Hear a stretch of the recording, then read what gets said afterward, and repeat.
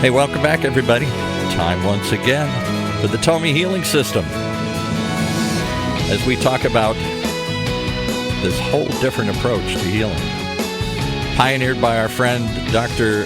Leiter Chen. Today's brought in one of his patients, a very famous patient here today.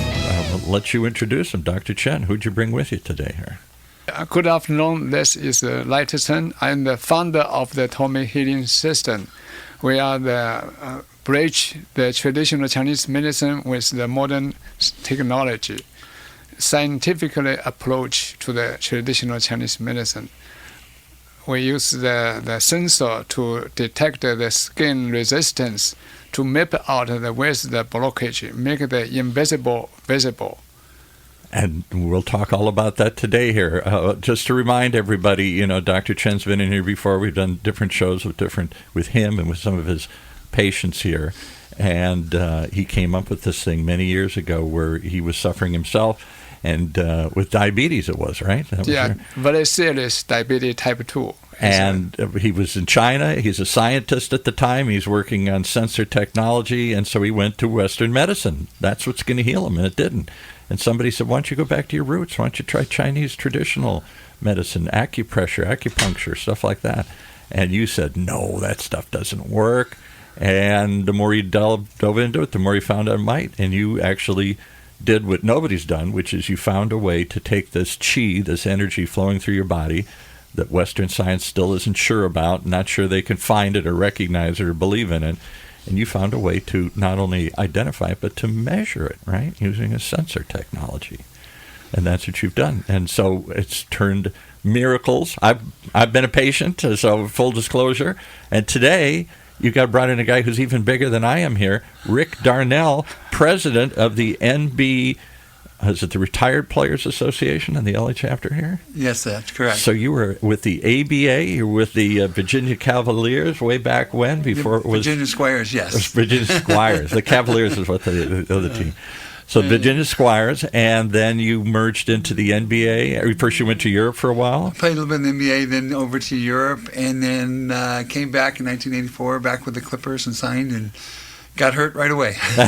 And in those days, that was it. That was the end of the story there. Exactly. So, what led you? You've certainly had injuries. You've certainly had the best training in the world at college and the ABA and the NBA. What was it that led you to find Dr. Chen here? Well, we were having our annual meeting in Las Vegas. Oh, no. It was the All-Star. Los Angeles. Los Angeles, the All-Star game. Right. And I'm always trying to look outside the box with like healing things and just this life in general. I'm always trying to get in the cutting edge of what's ever new in the world. I think we all are. I think that's the baby boomer curse or blessing. I'm not sure, but we're not. Western medicine's great if I break a leg or I need a heart transplant, but give me something other than a pill or procedure. Give me something that's going to make me feel better. Yeah, right. And it's so funny as you're always looking at it, and I've gotten really against like big pharma because working with a lot of the players and the opiate addiction and stuff like that. And instead of like giving pills and putting like a Band-Aid on it, or I always look to try to get to heal myself. And right. I've gone from stem cells to everything there is, and always looking outside the box. Had you been familiar with what has been around for 1,000 years, Chinese traditional medicine, this whole approach that there's some sort of qi and energy flowing through your body, and if you can unblock it or redirect it, it can help heal itself? Yeah, I was playing in France, and I had my back where I couldn't move at all.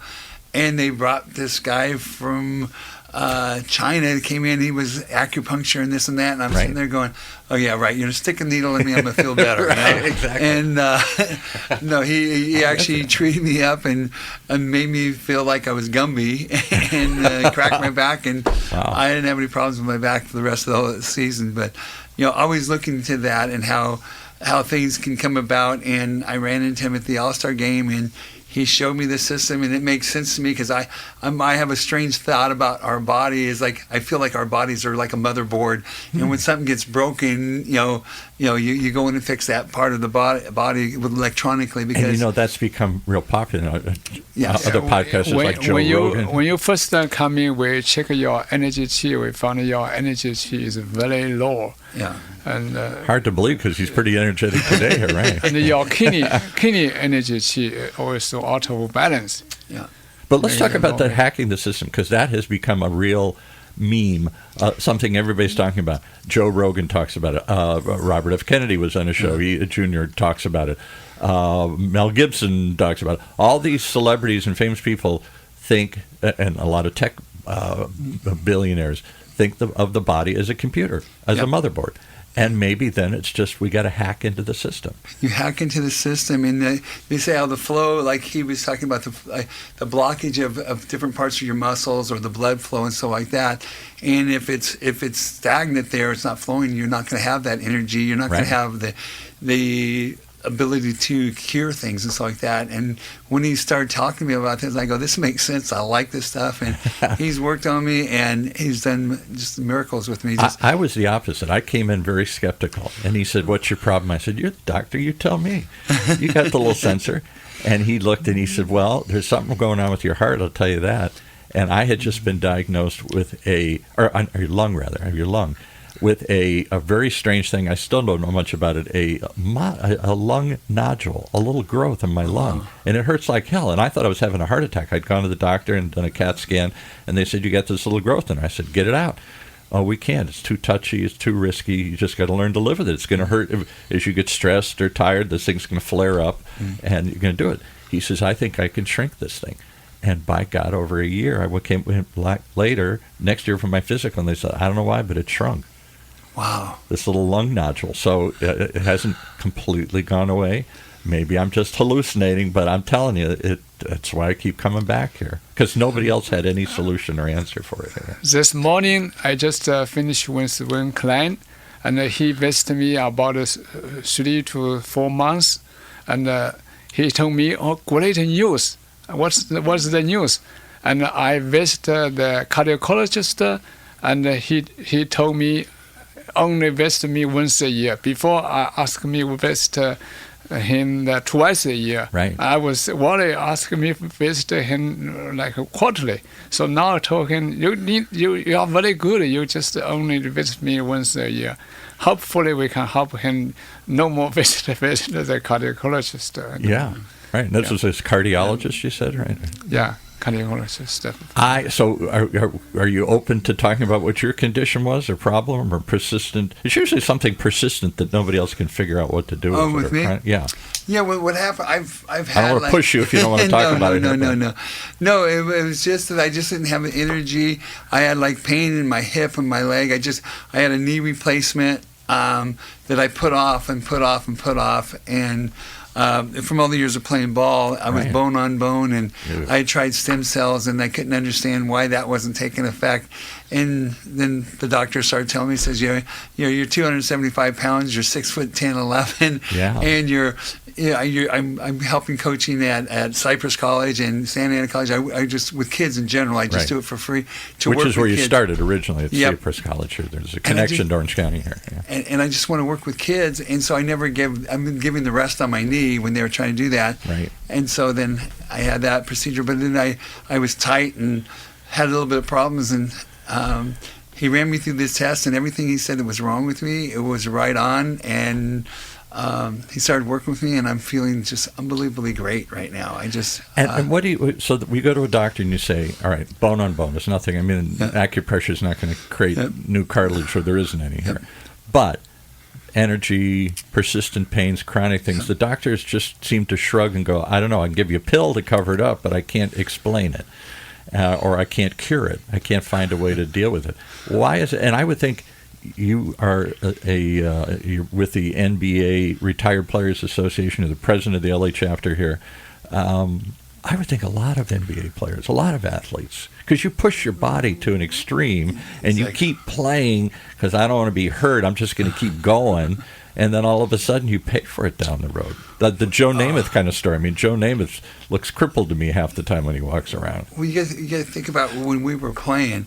It's like you didn't want to get off the court because you were afraid somebody's going to step in and take your job. Yeah. We weren't making it $1 gazillion like they are right now. Right. And it's like you know, if you had an injury, I mean, I've had a couple injuries when like tore out the whole muscle, and then we're in a championship game, and I'm over in Italy, and I tore over the ligament in my left ring finger, and it was right before halftime, and I come in, and it's like a mess, and I come up to the doctor, and he goes, I go, how bad is it? And he goes, you've tore everything in it. That you can't do anything worse. Yeah.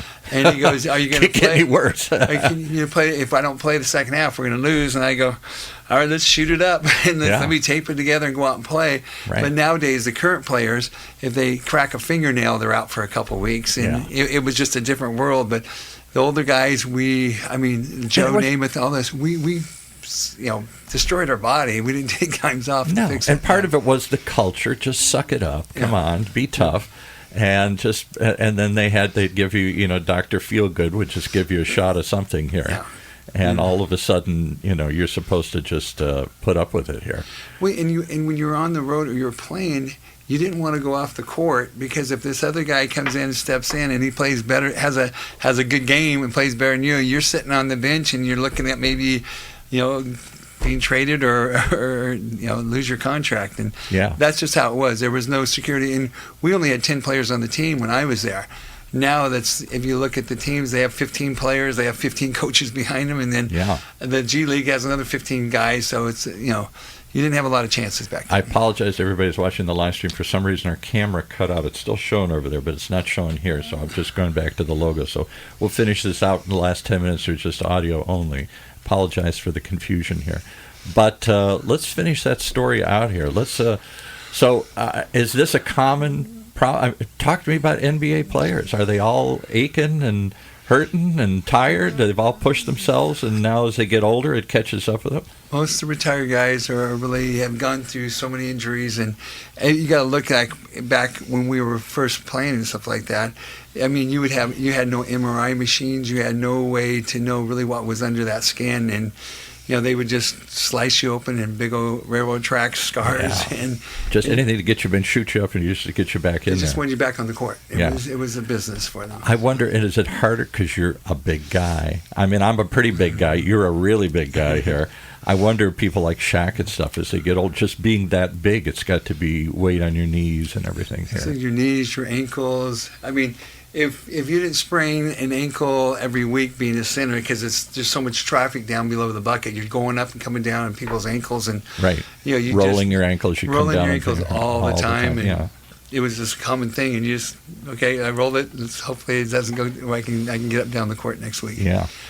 So have you brought any other NBA players? Has anybody else been open to this or tried this? What you're working on here? This idea of Chinese traditional medicine, and particularly Dr. Chen's approach, where he's got a scientific sensor to try and find the blockage, the energy blockage somewhere here, rather than the traditional guess method. Let me look at your eyes. Let me feel. How about this? How about this? Let's try it until we identify the problem. No, there's a lot of. Actually, there was a line out the door at the All-Star game.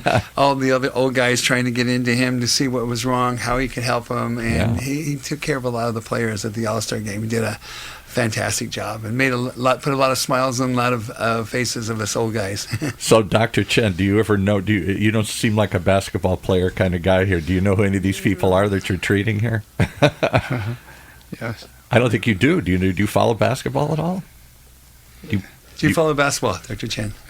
Sometimes. You do? Okay. He had some superstars on his table that he was working at the All-Star game, and he just was taking care of them. He didn't care who, what, when, or where about him. He was just taking care of somebody who was in desperate need of pain relief. Yeah, last year when I visited Houston, I helped several NBA player retire. Because you've got you got somebody using license over down there using the Houston. Right. Yeah, you go down to Mo Evans and those guys. He helped out. Yeah, and I thought there was somebody in New York too, or something. You go to New York periodically. It's in New York too. New York helped that place. You helping out Tom Hoover and those guys there. I know that. Well, sometimes he tells me some of the people he's helping. I'm like, do you know who that is? And he's like, no. Am I supposed to? They come in, they ask for help, I help them here. That's how he is. He's just he's got a great heart, and he's really knows what he's doing, and he comes back and he like has you hold something, and he has electric current going through you, and he says that's where you hurt, and you go, how did you know that? Yeah, that's what surprises me. And then when he starts working on it, he uses acupressure, not acupuncture, which I kind of prefer because it is like a deep tissue massage. If nothing else, it feels good. I don't know if it's really there's an energy blockage or not, but by God, I feel better when it comes out, just massaging all that and everything. But what surprises me is he'll say, okay, I think your problem is your liver or something, and he'll show you all these connected, meridians up to this. So I said, why are we doing my thumb or my index finger or my toe? And all of a sudden he'll start working on it. I go, ow, I didn't know that hurt. I never touched myself in the backside of my ankle or something here. And I would say, you found the spot. And sometimes it hurts a lot. It was so funny. He'll be going in like your leg or somewhere else, and you have I know I have knots there. Yeah. And it never made sense to me why that was a blockage. But you go, well, there's a knot there, blood can't flow through it, and then he gets in there, and you know how it hurts. Oh, it hurts. But he gets in there, and now so that knot's gone. I think he enjoys it sometimes. Yeah, I think so too. In the Chinese medicine system, the muscle is related to the spleen, and the tendon is related to the liver. And you've got all these charts showing how many meridians are there flowing through your body? There is 12 meridians. 12 meridians, and the idea is they flow out from your organs out to the extremities of your body, your fingers, your hands, your feet, your neck, all these things here. And you track these things, and you start working on them along that meridian, and then you find that pain point, and pretty soon, ow, it hurts. Even your finger have some numbness is all related to your internal organ. But don't most of us just live with that? Okay, so my back aches, my finger's numb. I feel like I've had a knot. I felt like I've had knots half of my life in different things here. And also, like a player is that when they play, they injure, get some injury. The injury, even not fix the injury on time, will affect the internal organ. So they affect each other. I have no proof of that, but I certainly believe that. You know what's amazing this time is when he starts working on an area that he goes, it's not really where I hurt. I'll say, oh, that hurts. Okay, you're right. You're right. Oh, what did I know? Exactly. So what would you tell anybody who's thinking about, I would say if you've got a persistent pain or a chronic condition, something that just won't go away, and you've been to all the doctors and all they want to do is give you a pill to cover it up, which we're all hesitant to do these days, or they want to do something more serious. Well, we can try cutting it. Let's try getting an operation of some sort here. I'd say go see Dr. Chen here. Stop taking the pills. You're not helping yourself. All you're doing is creating other problems down the road. Go in and find out really what the blockage is or the problem within your body, and try to look outside the box and look something that's really going to help cure you. And for somebody who's really passionate of curing people, it's him. Dr. Chen, where are you located? You're up in the north part of the county here. Yeah, right now our headquarters office in the Anaheim, but we have a business partner over the Northern California, over the Houston, Texas, and North Carolina, and so we are expansion to the whole United States to help millions of Americans achieve the measurable and sustainable health results. And that's really your goal. How many years you've been doing this? What, 10, 12, 15 years? Something? Since about 15 years. 15 and now you're trying to expand it through... So our goal is 2028, get a NASDAQ listing and training, empower the healer through scientific data. Because if you got that level, then it would give you more money to open more clinics and actually create. You've talked about creating a training school for others, acupuncture, acupressure people to use your system and to teach them not just the traditional method, but this new scientific tool that you've added to it here. Yes, AI powered system. It really is. It figures out. Everybody's got AI something here. You got your AI contribution here. Well, thanks so much for coming in, guys. Here, I'm sorry it was short. I'm sorry we lost the video halfway through it here, but the conversation's a good one, and I know people will get a kick out of it. I get a kick out of just meeting you here and hearing somebody. You got to tell me one last story. You did play with Kobe Bryant's father, Joe, in Italy, right? Yes, I played over Reggio Calabria with him. Yeah, and I've known Joe.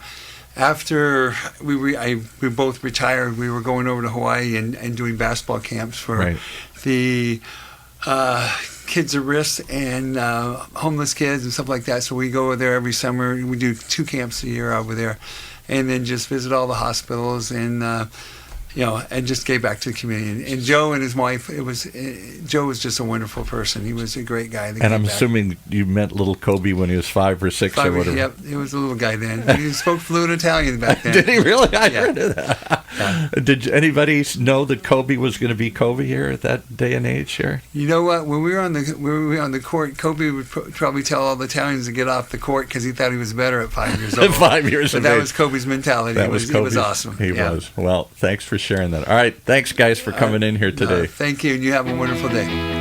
Thank you. Well, there it is, another reason to tune in each and every time to hear about the Tomii Healing System. Hey, if you're looking for something different, this may be it as we explore the alternatives right here from UCI's Beale Applied Innovation Center.